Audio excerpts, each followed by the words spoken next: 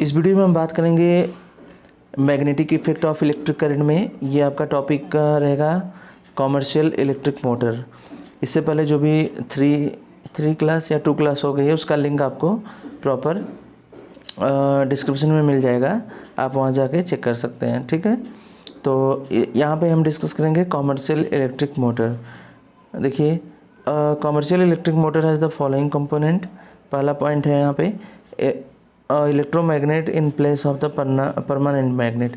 यहाँ पे जो कॉमर्शियल इलेक्ट्रिक मोटर होती हैं इसमें इलेक्ट्रोमैग्नेट यूज किया जाता है in place of permanent magnet की जगह पे। ठीक है, और large number of the turn off conducting wire in the current carrying coil. तो यहाँ पे लार्ज नंबर ऑफ टर्न होते हैं किसमें, करंट कैरिंग कॉइल में। फिर इसके बाद soft iron core on which the coil is bound. The combination of soft iron and coil is called the armature. It enhance the power of the motor. जो armature होता है यह power को manage करता है। ठीक, यूज़ क्या है यहाँ पे, electric motor use for electric fan, refrigerator, mixture, washing machine, computers, MP3 player, इन सब में यूज किया जाता है। आइए अब देखते हैं इलेक्ट्रोमैग्नेटिक इंडक्शन। इलेक्ट्रोमैग्नेटिक इंडक्शन में देखिए क्या क्या चीज़ें हैं। यहाँ पे आप देख सकते हैं, the production of electric current in a close circuit by changing a magnetic field is called the induced current. This phenomena is called the electromagnetic induction. क्या है, किसी कॉइल के पास अगर हम किसी मैग्नेट को लाते हैं तो मैग्नेटिक फील्ड में चेंजेस आते हैं। इन चेंजेस की वजह से इसमें क्या होती है, करंट फ्लो होने लगती है। इसी को क्या बोला जाता है, इलेक्ट्रोमैग्नेटिक इंडक्शन। और इसे डिस्कवर्ड किया था माइकल फैराडे ने, इसीलिए इसका आपका फैराडे साइंटिस्ट का नाम है यहाँ पे। A bar magnet is pushed inside a fixed current carrying coil। अब इसके बाद है आपका फ्लेमिंग राइट हैंड रूल। तो ये भी आसान टॉपिक है और कई बार एग्जाम में आ चुका है। इसको देखते हैं। Moving a bar magnet towards the coil induced an electric current in the coil circuit indicated by the deflection in the galvanometer needed। The direction of induced current is given by Fleming right hand rule।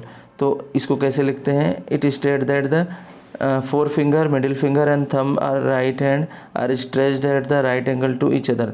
मतलब आप diagram यहाँ पे देख सकते हैं, अपने right hand को मतलब थंब को, यहाँ पे है आपका 4 finger, middle finger and thumb को इस तरीके से मतलब इसे मूव करना है कि सभी जो 3 फिंगर हैं एक दूसरे का 90 एंगल बनाए हैं। ठीक है, तो जो हमारा थंब होता है, यहाँ पे जो थंब है ये किसको दिखा रहा है, मोमेंट ऑफ द कंडक्टर, और ये फिंगर जो है मैग्नेटिक फील्ड को, और इसके बाद यहाँ पे current induced in the conductor, ये जो है फिंगर आपके करंट को दिखा रहे हैं। तो यहाँ पे आप देख सकते हैं यही चीज़ बताया गया है कि 4 finger, middle finger and thumb of the right hand are stretched at the right angle to each other with the 4 finger in the direction of the magnetic field।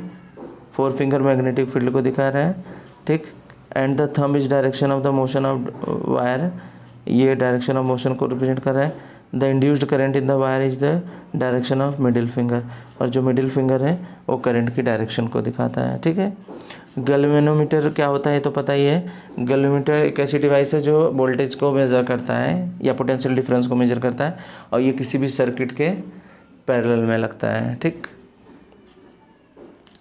फिर इसके बाद यहाँ पे आता है कुछ पॉइंट है कि way to induce the current in a circuit. कैसे हम there are the different method which the current can be induced in a circuit.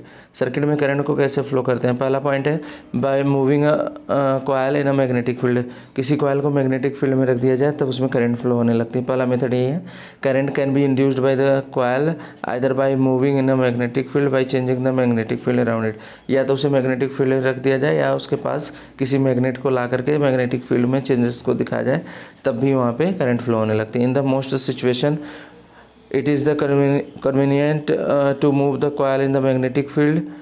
Moving a coil towards the magnet set up an electric current in the coil circuit indicated by the deflection in galvanometer needle। तो यहाँ पे ये diagram दिया गया है। एक कुछ और मेथड भी दिए गए हैं यहाँ पे, by changing the magnetic field around the nerves. Magnetic field की चेंज करने पर भी वायर में करंट फ्लो होने लगती है। तो यहाँ पे the coil consider two coil where coil 1 is called the primary coil and second is called the secondary coil. Primary coil is connected to the battery. यहाँ पे डायग्राम देख सकते हैं, बोला जा रहा है प्राइमरी कॉयल बैटरी से जुड़ी है। फिर आगे बोला जा रहा है कि when a key K close the current is primary coil take the little time to rise from the 0 to a maximum value तक, this because the momentary changes of the magnetic field around this coil. This induced a momentary current in the secondary coil. The same happen in the reverse direction when the key is open. Current is induced in the coil 2 when current in coil 1 is changed with which is indicated by the direction of galvanometer needle. फिर इसके बाद alternative current और DC current क्या होता है ये भी देख लीजिए। डीसी यानी कि डायरेक्ट करंट बोलते हैं। An electric current whose magnitude is either constant, यानी कि जो डीसी होती है आपकी इस तरीके से चलती है, फिक्स होती है ये हर तरफ।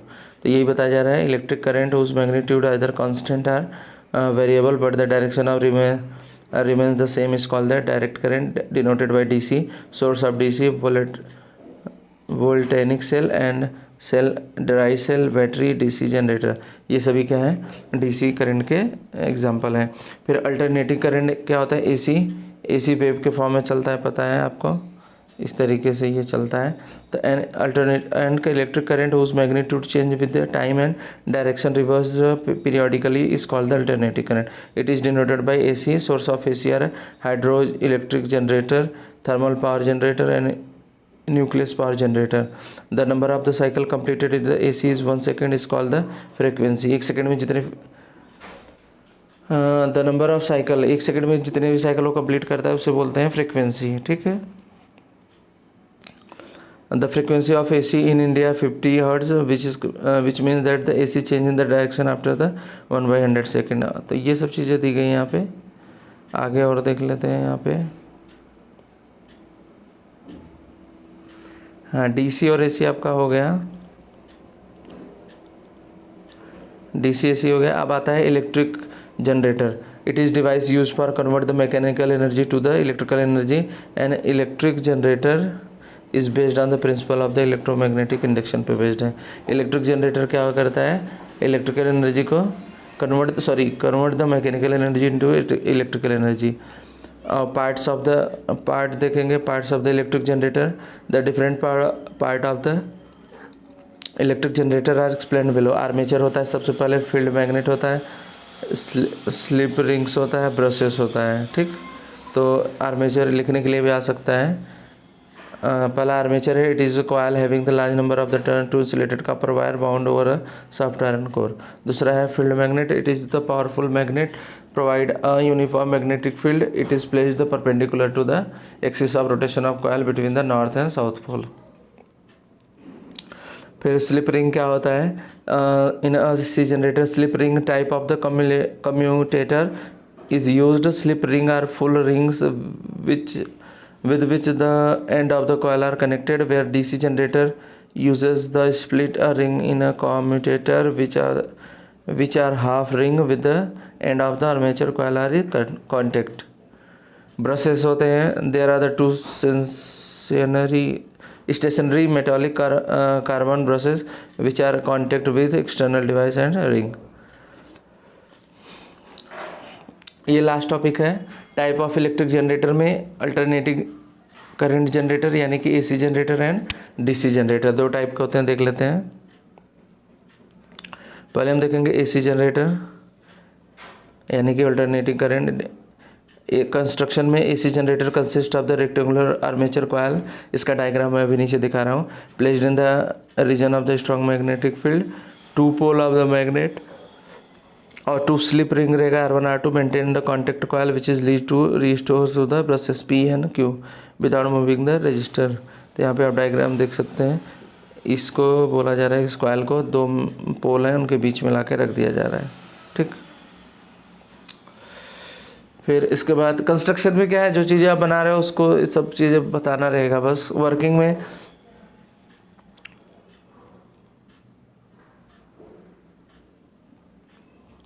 में देखते हैं।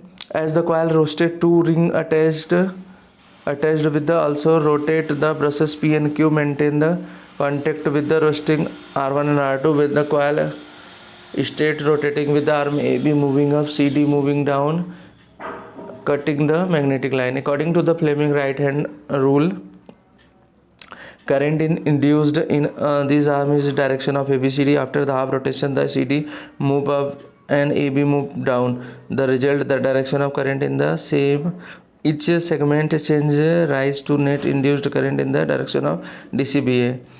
After the every half rotation, polarity of the current in the respective arm change, thereby generating the alternating current. तो ये आपका वर्किंग है पूरा. आप थोड़ा सा ये सब चीज़ें डायग्राम बना के अच्छे से पढ़ लेना, ठीक. और इसमें मैग्नीट्यूड इंड्यूस्ड ईएमएफ कैसे बढ़ता है, तो नंबर ये बोला जा रहा है कि increases the number of turn off armature. अगर नंबर ऑफ आर्मेचर का टर्न बढ़ा देंगे तो ईएमएफ बढ़ जाएगा. Increases the area of armature, increases the speed of the rotation of armature, increases the strength of the magnetic field. तो ये आपका डायग्राम है और ये ईएमएफ इंक्रीज करने के मेथड है. तो ये सब चीज़ें कर लीजिएगा. अब डीसी जनरेटर है, डीसी में भी कंस्ट्रक्शन में वही रहेगा कि construction DC generated demo same as that the C generator except that the place of the slip ring split ring type of the commutator is used with this arrangement. One brush is always contact with the arm moving up in the field while the other is contact with the arm moving down. Working में किस तरीके से काम करता है ये आप detail में पढ़ लेना. और ये आपका इसका डायग्राम है डीसी का, ठीक. तो इस और फिर ये डोमेस्टिक इलेक्ट्रिक सर्किट, ये तो मैंने शायद इलेक्ट्रिसिटी में पढ़ाया था. ये बस यही आपका लास्ट टॉपिक था. वीडियो पसंद आया तो यहाँ पे आप डिटेल में थोड़ा इसको पढ़ लेना, डीसी करंट के बारे में डायग्राम बना लेना उसको अच्छे से. ये चीज़ आपको पढ़ के ध्यान रखनी पड़ेंगी, ठीक है. और इस तरीके से मैं नेक्स्ट टॉपिक नया चैप्टर स्टार्ट करूँगा, पीरियोडिक टेबल. और ये बस यहीं तक आपका magnetic effect of current. Video पसंद आया तो लाइक करिएगा और चैनल को सब्सक्राइब कर लीजिए जिससे इस टाइप की वीडियो आपको सही समय पे मिल सके. Thank you for watching.